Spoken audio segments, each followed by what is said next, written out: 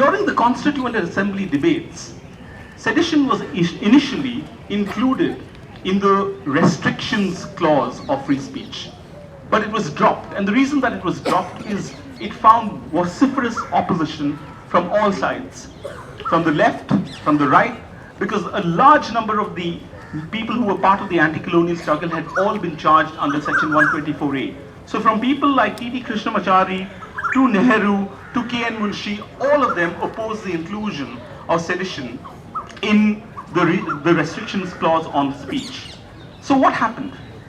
Why is it that 124A remained then? And what was this problem? If the Constituent Assembly was so clear that sedition should not be included in the Constitution, what was the problem of it kind of continuing?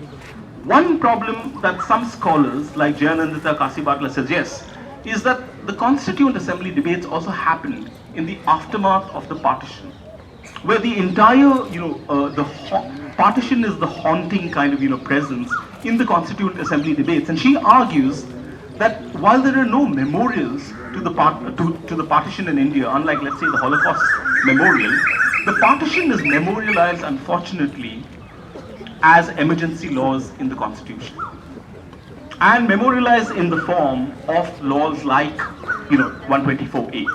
And this idea, in a way, of the nervous state that emerged is something that 60 years later we now need very seriously to revisit. What is the problem with sedition? Sedition belongs in chapter 6 of the Indian Penal Code, which are offences against the state. You look at what the companions of sedition are in the Indian Penal Code. They are the most serious offences in the IPC.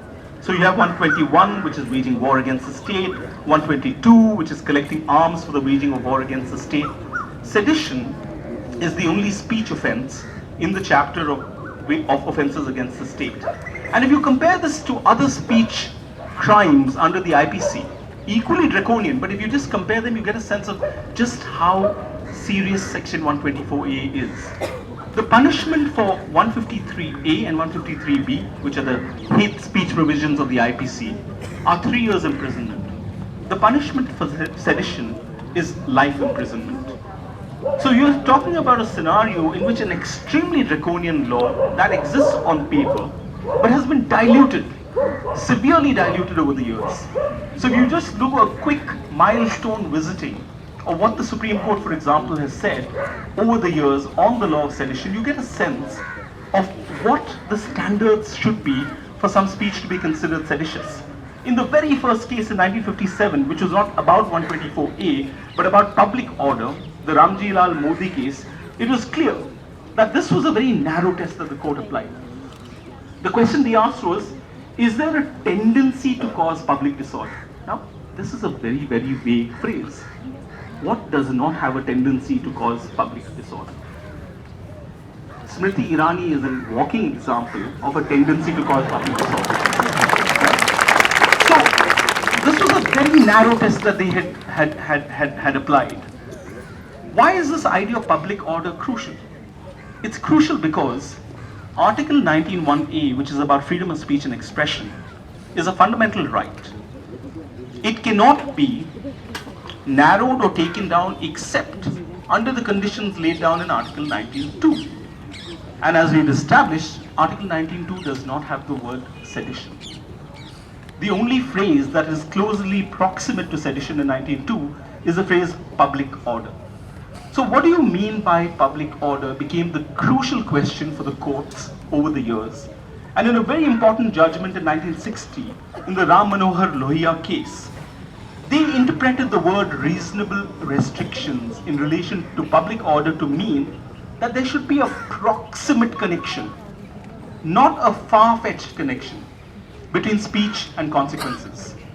You had to show a real, actual effect that was going to take place. And the second thing that they established was there had to be a proportionality between the measures that attempted to restrict speech and what it sought to achieve. So how do you then justify, for example, the difference between 3 years imprisonment for 153A and life imprisonment for sedition? This question of the constitutional validity of sedition, a lot of friends earlier said we need to challenge it. we need to challenge the constitutional validity. The constitutional validity was in fact raised in 1962 in the Kedarnath judgment. And in the Kedarnath judgment, the courts managed to save 124A very narrowly. And the reason that they were able to save 124A is because they interpreted 124A to be a very, very narrow domain in which, unless there was an incitement to public disorder and violence, there was no way that 124A could be held to be constitutional. And the court had to do this because there were already 3 High Court judgments that had ruled 124A to be unconstitutional. The court comes in to save 124A, but it saves it only on the very strict ground that to actually satisfy the criteria of incitement to violence can be the only grounds that you actually have sedition.